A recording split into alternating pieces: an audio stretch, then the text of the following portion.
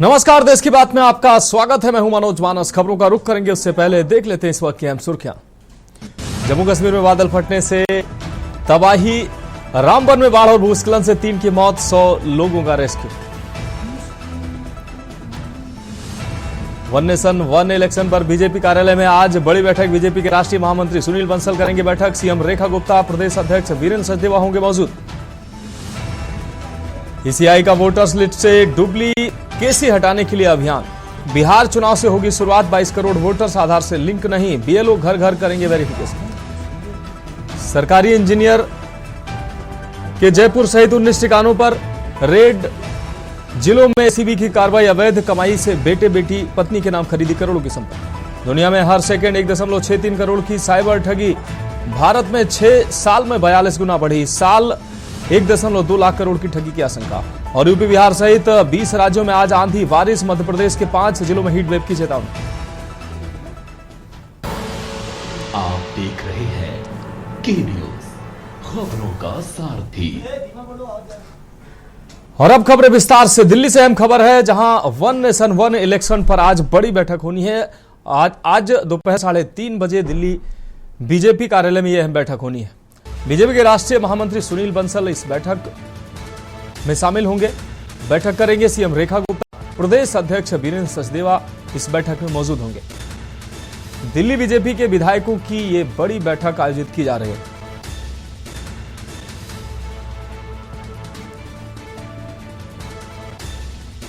CM Rekha Gupta, प्रदेश अध्यक्ष वीरेंद्र सचदेवा भी इस बैठक में शामिल होंगे। आज दोपहर 3:30 बजे यह बैठक आयोजित होगी। बीजेपी के राष्ट्रीय महामंत्री सुनील बंसल करेंगे बैठक। सीएम रेखा गुप्ता, प्रदेश अध्यक्ष वीरेंद्र सचदेवा इस बैठक में मौजूद होंगे। दिल्ली बीजेपी के विधायकों की यह बड़ी बैठक। तो दिल्ली से यह अहम खबर। वन नेशन वन इलेक्शन पर आज बड़ी बैठक आयोजित होगी। आज दोपहर 3:30 बजे दिल्ली बीजेपी कार्यालय में यह बैठक आयोजित होगी। बीजेपी के राष्ट्रीय महामंत्री सुनील बंसल करेंगे बैठक।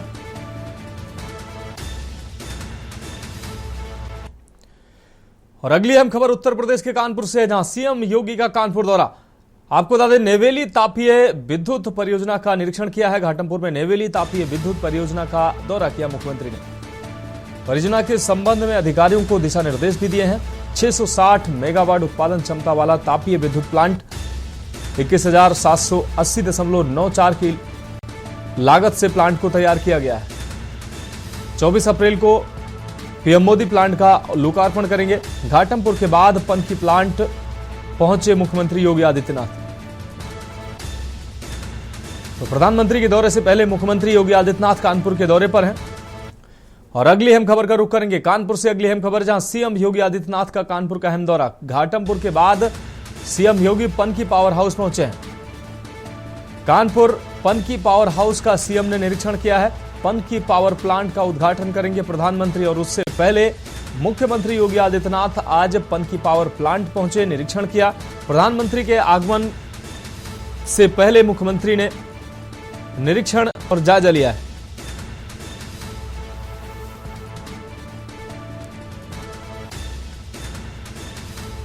तो प्रशासन ने सुरक्षा व्यवस्था के कड़े इंतजाम किए। और अगली अहम खबर का रुख करेंगे कानपुर से। अगली अहम खबर, जहां सीएम योगी आदित्यनाथ का कानपुर का दौरा। प्रशासन ने कड़ी सुरक्षा व्यवस्था तैयार की है। पीएम मोदी के दौरे से पहले मुख्यमंत्री योगी आदित्यनाथ आज कानपुर पहुंचे हैं। मेट्रो स्टेशनों को दुल्हन की तरह इस दौरान सजाया गया। कानपुर पनकी पावर हाउस का निरीक्षण मुख्यमंत्री ने किया है। सभी मेट्रो स्टेशन दुल्हन की तरह सजाए गए हैं। लगभग 3 tier system of the security लगी हुई है। अंदर पूरे एयर चेक बीडीडी से चेकिंग चल रही है। निर्माण कार्य चल रहा है। माननीय मुख्यमंत्री जी द्वारा जो निर्माण कार्य है, इसकी प्रगति को देखा जाएगा, समीक्षा किया जाएगा। बाद में एक समीक्षा गोष्ठी भी है। तो संपूर्ण तैयारी है। हर जगह ड्यूटियां लगी हुई है। जो प्रशासन है, जिला प्रशासन है और जो पुलिस है, लोकल पुलिस है, सबसे निगरानी की जा रही है और बहुत अच्छे ढंग से उसको हम लोग संपन्न करेंगे। 24 तारीख का एक दौरा है, इसके लिए भी आदि की तैयारी। जी बिल्कुल, जो आज की पूरी ये विजिट है, ये माननीय प्रधानमंत्री जी की जो 24 तारीख की विजिट है, उसी परिप्रेक्ष्य में है। तो उसी के समय में जो भी दिशा निर्देश ऊपर से दिए जाएंगे सबका अनुपालन किया जाएगा।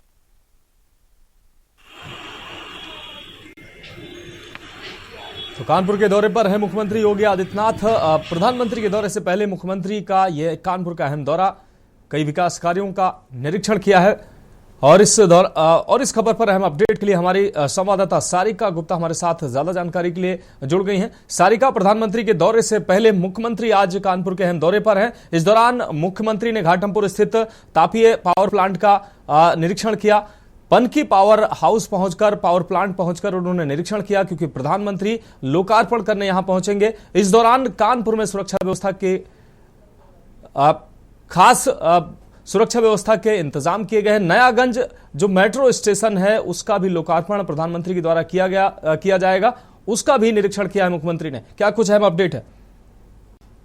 बिल्कुल, मैं बता दूं, जिस तरीके से आज सुबह से ही ये कहा गया था कि कानपुर में योगी आदित्यनाथ पहुंचेंगे और लगभग 4 में रहेंगे, तो यही वजह है कि कानपुर का ताबड़तोड़ जो निरीक्षण योगी जी का होना है वो शुरू हो चुका है। सुबह 12 बजे, क्योंकि प्रोग्राम थोड़ा सा डिले हुआ था, तो 12 बजे के आसपास सूबे के मुखिया योगी आदित्यनाथ जो है कानपुर शहर पहुंचे थे। यहाँ पर उन्होंने चकेरी एयरपोर्ट पर पहुंचकर उनका विमान उतरा था और उसके बाद जो है वहाँ चकेरी एयरपोर्ट से वो बाई कार द्वारा घाटमपुर में जो प्लांट है वहां पर पहुंचे थे। प्लांट में उन्होंने निरीक्षण करा है। लगभग 3 गुणे 650 मेगावाट का ये पावर प्लांट है और उसके बाद जो है योगी आदित्यनाथ का काफिला जो है निरीक्षण करने के बाद घाटमपुर के पनकी पहुंचा है। पनकी पावर हाउस पहुंचकर उन्होंने वहां के प्लांट का निरीक्षण किया और अब जो है सीएम का काफिला जो है वहां से निकल चुका है और पुलिस लाइन पहुंचा है। पुलिस लाइन से अब कानपुर मेट्रो, यानी कि मेट्रो का जो नयागंज स्टेशन बनाया गया है, अंडरग्राउंड स्टेशन है, वहां पर जो है योगी पहुंच चुके हैं और अब मेट्रो पर सवार होकर योगी जो है नयागंज से रावतपुर तक का सफर तय करेंगे। अगर मेट्रो की बातचीत करी जाए तो 24 तारीख को जो देश के प्रधानमंत्री हैं नरेंद्र मोदी, वो जो है कानपुर शहर में आएंगे और मेट्रो के सेकेंड फेज, यानी कि जो 5 स्टेशन हैं मेट्रो के जिन्हें अंडरग्राउंड बनाया गया है, चुन्नीगंज, नवीन मार्केट, बड़ा चौराहा, नयागंज और कानपुर सेंट्रल, इस 5 मेट्रो स्टेशनों का, अंडरग्राउंड मेट्रो स्टेशनों का उद्घाटन जो है वो करेंगे देश के प्रधानमंत्री। और कहीं ना कहीं मेट्रो ने काफी तैयारियां कर रखी है और उन्हीं तैयारियों का जायजा लेने के लिए खुद मुख्यमंत्री आज कानपुर शहर आए हैं और अब जो है वो मेट्रो का सफर नयागंज से लेकर रावतपुर तक का मेट्रो का सफर तय कर रहे हैं और मेट्रो का सफर तय करने के बाद रावतपुर में वो विधान सभा के सदस्य जो है मानवेंद्र सिंह उनके घर पहुंचेंगे। वहां पर उनके घर में, क्योंकि एक शादी समारोह का भव्य कार्यक्रम है, वहां पर शिरकत करने के बाद फिर दोबारा सीएम योगी जो है वो सीएसए आएंगे, क्योंकि सीएसए में हेलीपैड बनाया गया है प्रधानमंत्री के लिए और एक बार उसी हेलीपैड पे आज जो है योगी का विमान उतरेगा। फिर वहां से सीएसए में जो कार्यक्रम स्थल है, जो सभा है, जहां पर मोदी जी 50 अरब की योजनाओं की लगभग 250 परियोजनाएं हैं, उनका लोकार्पण और शिलान्यास करेंगे। उस कार्यक्रम स्थल में पहुंचेंगे योगी आदित्यनाथ और वहां का जायजा लेंगे, क्योंकि ये एक भव्य कार्यक्रम होने वाला है कानपुर वासियों के लिए और ऐसे में जब नरेंद्र मोदी आएंगे तो इसी कार्यक्रम स्थल पर लोगों को संबोधित भी करेंगे। उसको देखते हुए पहले उसका जायजा लेंगे सीएम योगी और उसके बाद जो है आला अधिकारियों संग, जनप्रतिनिधियों संग, सीएसए के जो सभागार है वहां पर बैठक करेंगे, इंपॉर्टेंट दिशा निर्देश देंगे, क्योंकि सभी जगह का निरीक्षण करने के बाद योगी अब क्या रणनीति बनाते हैं 24 तारीख को लेकर, कितना संतुष्ट हुए हैं और किस तरीके की व्यवस्थाएं होंगी 24 तारीख को देखते हुए, उन पर एक गंभीर चर्चा करी जाएगी और जो दिशा निर्देश है वो आला अधिकारियों को दिए जाएंगे। लगभग 2 घंटे बीत चुके हैं और अभी भी योगी का कानपुर दौरा लगातार जारी है, क्योंकि कानपुर में वो जिस तरीके से बारीकियों के साथ जो स्थल है वहां पर पहुंच रहे हैं, जायजा ले रहे हैं, अधिकारियों को दिशा निर्देश दे रहे हैं, अधिकारियों से बातचीत कर रहे हैं, तो ये प्रक्रिया लगातार शुरू हो चुकी है और अब जो है कुछ ही देर में योगी जो है कानपुर के सीएसए के कार्यक्रम स्थल पर पहुंचने वाले हैं और यहाँ पर वो जायजा लेंगे और उसके बाद अधिकारियों संग बैठक करेंगे। हाँ ठीक है सारिका, आप नजर बनाए रखिए, आगे भी हम आपसे अपडेट लेंगे। फिलहाल इस तमाम जानकारी के लिए आपका बहुत शुक्रिया। तो कानपुर के दौरे पर मुख्यमंत्री योगी आदित्यनाथ, कई विकास कार्यों का निरीक्षण मुख्यमंत्री के द्वारा किया गया है। अब रुक करेंगे अगली अहम खबर का। लखनऊ से अगली अहम खबर, जहां मार्च 2027 तक यूपी में लगेंगे 8 लाख सोलर रूफटॉप संयंत्र। सरकार ने सौर ऊर्जा को लोगों तक पहुंचाने की मुहिम तेज की है। भारत सरकार का 1 करोड़ रूफटॉप इंस्टॉलेशन का लक्ष्य है। केंद्र के लक्ष्य को साकार करने में जुटी है यूपी की सरकार। 2025-26 में यूपी का टारगेट है 2.65 लाख सोलर इंस्टॉलेशन। हर महीने 22,000 सोलर संयंत्र लगाने का लक्ष्य तय किया गया है। हर जिले में हर महीने 300 इंस्टॉलेशन का लक्ष्य रखा गया है। जनपदवार और डिस्कामवार बांटे गए हैं लक्ष्य। नगर निगम और पालिकाओं को भी जोड़ा गया है इस लक्ष्य से। अब तक पूरे हो चुके हैं 1 लाख से अधिक सोलर इंस्टॉलेशन। हर महीने औसतन 11,000 रूफटॉप संयंत्र इंस्टॉलेशन हो रहे हैं। सौर ऊर्जा से आत्मनिर्भर उत्तर प्रदेश की ओर उत्तर प्रदेश कदम बढ़ा रहा है।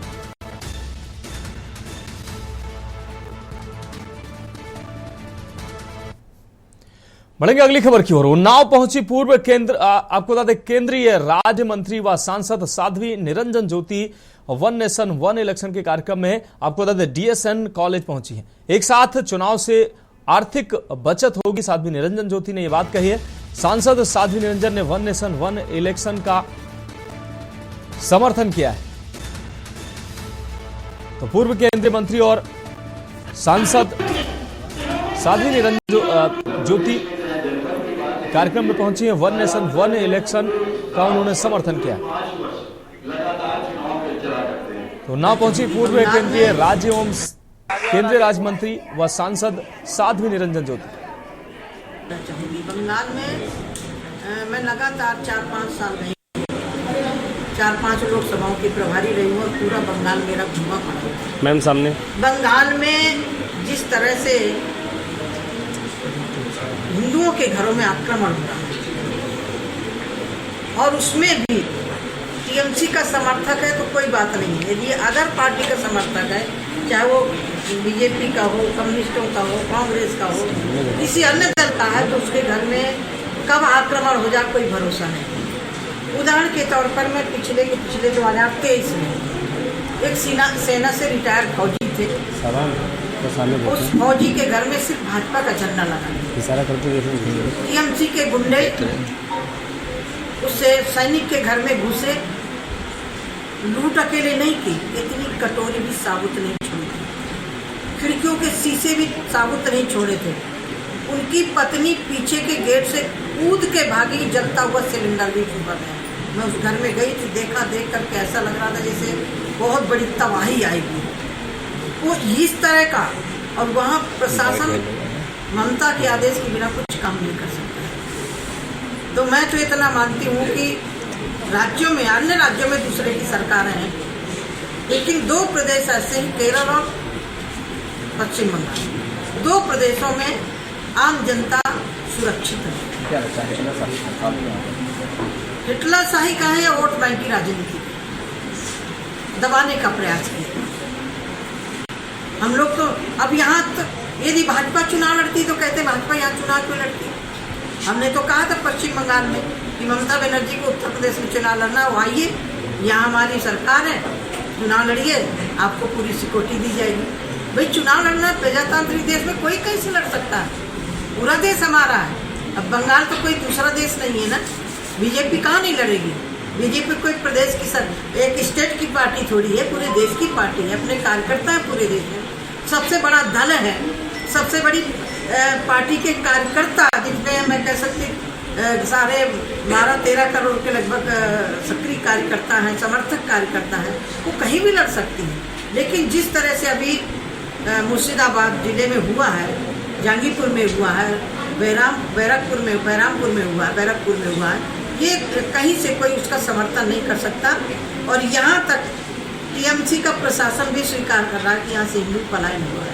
ये जिम्मेदारी वहाँ की सरकार की बनती है कि लोगों का पलायन रुके। यदि लोग पलायन कर रहे हैं तो इसका मतलब आपके बस में नहीं है। एक सवाल रुक करेंगे अगली अहम खबर का। बुलंदशहर से अगली अहम खबर, जहां के न्यूज की खबर का बड़ा असर देखने को मिला है। रिश्वतखोर दारोगा और सिपाही को एसएसपी ने सस्पेंड किया है। एसएसपी ने रिश्वतखोर दारोगा और सिपाही को लाइन हाजिर किया है। ट्रैफिक दारोगा सिपाही ने ई रिक्शा चालक से ली थी 400 रुपए की रिश्वत। रिश्वत का वीडियो सोशल मीडिया पर वायरल हुआ था। ड्राइविंग लाइसेंस नहीं होने पर दारोगा ने ली थी रिश्वत।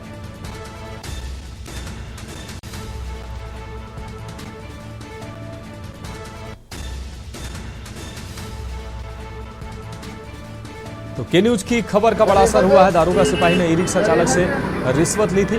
रिश्वत का वीडियो सोशल मीडिया पर वायरल हुआ था और के न्यूज ने इस खबर को प्रमुखता से दिखाया था।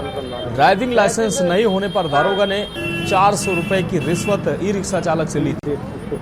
रिश्वत का वीडियो सोशल मीडिया पर वायरल हुआ था और इस वायरल वीडियो को के न्यूज ने प्रमुखता से इस खबर को दिखाया था और के न्यूज की खबर का बड़ा असर हुआ है। दारोगा और सिपाही को निलंबित किया गया है।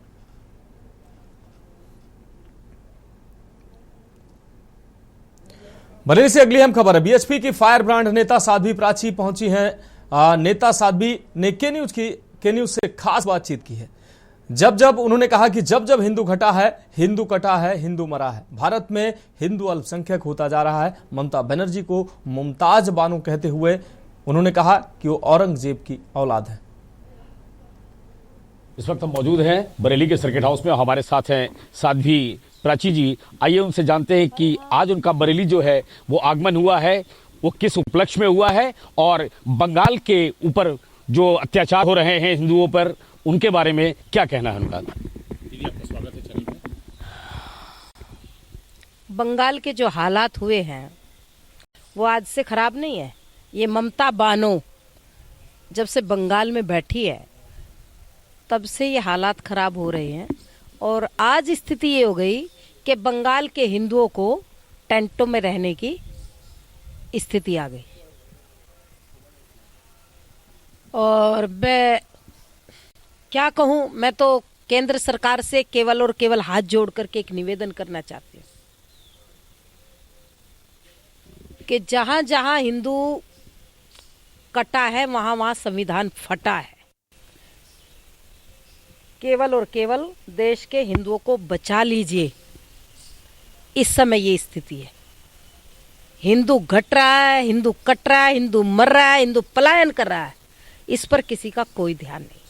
बंगाल के अंदर राष्ट्रपति शासन लगे या फिर बंगाल को आर्मी के हवाले कर देना चाहिए। क्या कारण है दीदी कि इतना सब कुछ होने के बावजूद भी केंद्र सरकार जो है वो पश्चिम बंगाल में राष्ट्रपति शासन को लागू नहीं कर पा रही है? केंद्र सरकार की समस्या ये है ना, अब विपक्ष के मुंह में दही जम रहा है क्योंकि वहां पर हिंदू मर रहा है। जब हिंदू मरता है तो विपक्ष के मुंह में दही जम जाता है। जैसे ही वहां पर कार्रवाई होगी, चुन चुन करके भारतीय जनता पार्टी अपराधियों को देश के सामने लाएगी, उस समय ये विपक्ष बिलबिलाएगा, रोएगा, चीखेगा, चिल्लाएगा, क्योंकि इनके दामाद है ना वो जो हिंदुओं पर अत्याचार कर रहे हैं। इसीलिए केंद्र सरकार सोच समझ करके करती है। देख रहे हो ना, वक्फ बिल बोर्ड पर 2 बजे तक 3 बजे तक संसद चली है रात में, उस दिन 2-3 बजे तक। तो भाजपा जो कर रही बहुत अच्छा काम कर रही है। बस कड़े से कड़ा रुख बंगाल के लिए भी अपनाए, हिंदुओं को बचाए, संविधान भी बच जाएगा, देश भी बच जाएगा। अगर हिंदू बचेगा तो ये देश भी बचेगा और ये संविधान भी बच जाएगा। तो फिलहाल खबरों में वक्त एक ब्रेक का, जल्द हाजिर होंगे। आप देख रहे हैं के न्यूज। ब्रेक के बाद देश की बात में एक बार फिर से आपका स्वागत। रुक करेंगे अगली अहम खबर का। बुलंदशहर से अगली अहम खबर, जहां महिला की छत से गिरकर संदिग्ध मौत हुई है। परिजनों ने ससुराल वालों पर हत्या का आरोप लगाया है। दहेज के लिए बेटी को मारने का आरोप लगा है। 4 साल पहले हुई थी महिला की शादी। शादी के बाद से महिला को परेशान किया जा रहा था। ससुराली जनों ने छत से गिराकर हत्या की है, ऐसा परिजनों का कहना है। मौके पर पहुंची शिकारपुर कोतवाली पुलिस ने शव को कब्जे में लेकर पोस्टमार्टम के लिए भेजा है। वहीं भीमनगर खेड़ा मोहल्ले में कोहराम मचा हुआ है। दहेज हत्या के आरोपों की जांच में पुलिस जुटी हुई है।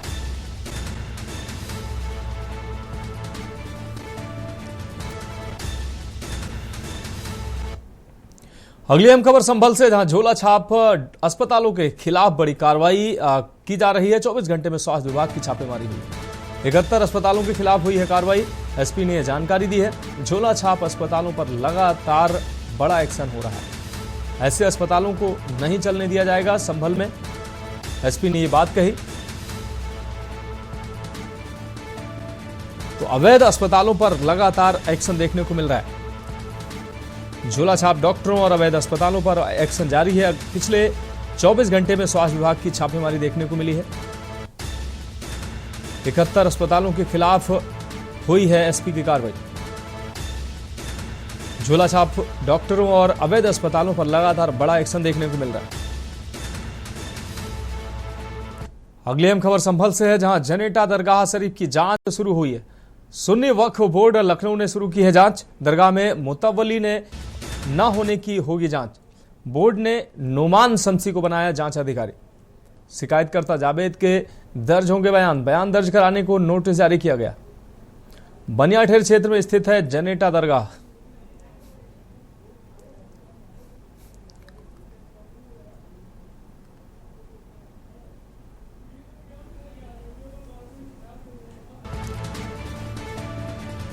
संभल से अहम खबर, सुन्नी वक्फ बोर्ड लखनऊ ने जांच शुरू की है। जनेटा दरगाह में मुतवल्ली न होने की जांच। दरगाह में मुतवल्ली न होने की होगी जांच। बोर्ड ने नुमान शमसी को बनाया जांच अधिकारी। बोर्ड ने नुमान शमसी को जांच अधिकारी बनाया है। मुतवल्ली न होने की अब जांच होगी। शिकायतकर्ता जावेद के दर्ज होंगे बयान।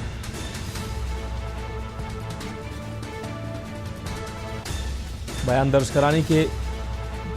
दर्ज कराने को नोटिस जारी हुआ है। बनियाठेर क्षेत्र में स्थित है जनेटा दरगाह। संभल से अहम खबर, जनेटा दरगाह शरीफ की जांच शुरू। और अगली अहम खबर जालौन से है, जहां जालौन की कोच में तहसील क्षेत्र के ग्राम कुदरा में शादी के अवसर पर मिठाई बनाने के लिए लाया गया खोआ खाने से 6 लोग फूड पॉइजनिंग का शिकार हुए हैं। बच्चों सहित बुजुर्ग भी फूड पॉइजनिंग की चपेट में आ गए हैं। बताया जा रहा है कि सभी को सामुदायिक स्वास्थ्य केंद्र कोच में भर्ती करा दिया गया। इसके साथ ही स्वास्थ्य विभाग की टीम ने गांव पहुंचकर बीमार लोगों को दवा वितरित की है। तो मिठाई बनाने के लिए जो खोया लाया गया था वो मिलावटी और जहरीला खोया बताया जा रहा है, और उस खोए को खाने के बाद फूड पॉइजनिंग हुई है। मिठाई के लिए लाया गया खोया खाने से बीमार पड़े हैं लोग, फूड पॉइजनिंग का शिकार हुए हैं।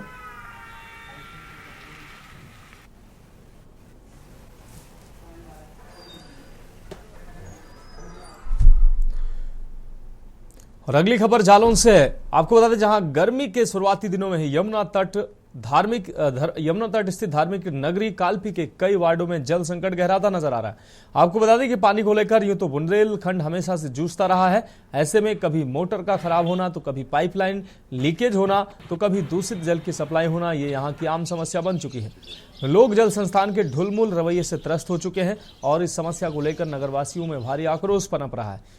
अब यहां बताना जरूरी है कि नगर के मोहल्ला उदनपुरा वार्ड नंबर 23 प्राइमरी स्कूल के समीप नलकूप नंबर 5 के ठीक पीछे मात्र 20 से 30 कदम की दूरी पर 8 से 10 परिवार ऐसे हैं जो कई वर्षों से पानी की किल्लत से जूझ रहे हैं, जिसकी लिखित शिकायत के बाद भी जल संस्थान से लेकर संबंधित विभागीय अधिकारियों से शिकायत की जा चुकी है, किंतु समाधान के नाम पर परिणाम अभी तक शून्य नजर आए हैं।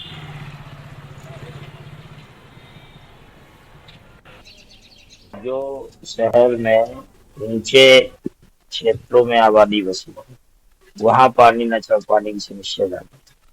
बाकी जहाँ पाइपलाइन पुरानी हो गई है, जंग आ गई है, नालियों से निकली हुई है, तो वहाँ लीकेज की समस्या है। लीकेज की समस्या होने से दूषित पानी लोगों को घरों पहुँच रहा है, और ये समस्या ज्यादातर उदनपुरा है और राजघाट में भी एक दो जगह संज्ञान में आया है। मनीगंज में पानी की समस्या ये है कि मनीगंज के लोगों का कहना है कि सुबह के समय केवल 10 से 15 मिनट ही कुछ घरों में पानी सप्लाई हो पा रही है, और कई बार उन्होंने कहा कि उसके बाद भी समस्या का निदान नहीं। हमारे मोहल्ला मनीगंज, और समस्या मनीगंज, रावगंज, इंदिरा नगर, तरीमुल्ला, रामगंज, 5-6 मोहल्लों में समस्या ये है कि यहाँ पर पानी नहीं आता है। जैसे ये 10 नंबर टंकी है जो महमूदपुरा में बनी हुई है, उस टंकी की कैपेसिटी आधा घंटा की है। मतलब अगर उस टंकी को 4 से 4.5 घंटे में उन लोगों ने ऑपरेटर बताया और बिजली विभाग के जी ने बताया 4 घंटे में टंकी भर जाती है और उसको छोड़ा जाता है तो आधा घंटा में उसका पूरा पानी खत्म हो जाता है, सिर्फ आधा घंटा पानी आता है। बात कर रहे हैं जालौर के मुख्यालय उरई की, जहां अग्निशमन को लेकर कितना सजग है प्रशासन, अग्निशमन को लेकर कितना अस्पताल, स्कूल, कोचिंग कितने है, कितने इसको लेकर चिंतित तरीके से व्यवस्थाएं की। रियलिटी चेक किया और जिला अस्पताल में आज हम देखा कि अग्निशमन व्यवस्था को लेकर इंतजाम है। अगर अचानक से अगर आग लग जाती है तो इसको तरीके से सुरक्षा व्यवस्था का इंतजाम किया। हालांकि यहाँ पर जो अग्निशमन यंत्र लगाए गए हैं वो लगे जरूर हैं, लेकिन इसमें पिछले 1 साल से अगर बात करी जाए तो यहाँ पर इसको लेकर किसी भी तरीके का कोई ड्रिल नहीं किया गया है, किसी भी तरीके का कोई इसका प्रशिक्षण जो है नहीं सामने देखने को मिला है। हालांकि लोगों से मानने पर या मुख्य चिकित्सा अधीक्षक से अगर मैं मालूम किया तो उनका साफ तौर से कहना है कि हम लोग अपने जितने भी कर्मचारी हैं और भी स्टाफ हो उन सबको इसकी अग्निशमन से बचने के लिए उनका शिक्षा दे चुके हैं, उनको बताते हैं कि किस तरीके से आग से सामना करना पड़ेगा, किस तरीके से बचाव किया जाता है।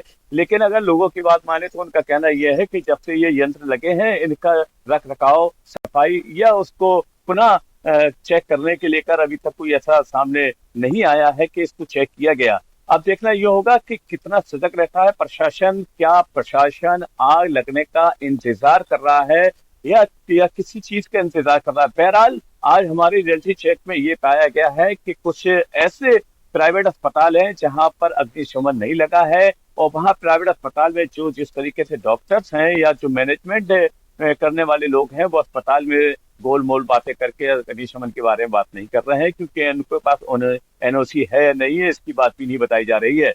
बहरहाल जिला अस्पताल में इसको अगर हमने इसकी रियलिटी चेक की गई तो उसमें कहीं ना कहीं यंत्र तो जरूर मिले हैं, लेकिन यंत्र की साफ सफाई, सुरक्षा व्यवस्था किस तरह से चलेंगे, किस तरीके से इनका इस्तेमाल होगा, ये भी बता पाना बड़ा मुश्किल हो रहा है। अब देखना ये होगा आने वाले समय में इनका इस्तेमाल कैसे होता है, ये आने वाला वक्त बताएगा। कैमरा पर्सन मनीष के साथ माजिद अरमान के न्यूज जालौन।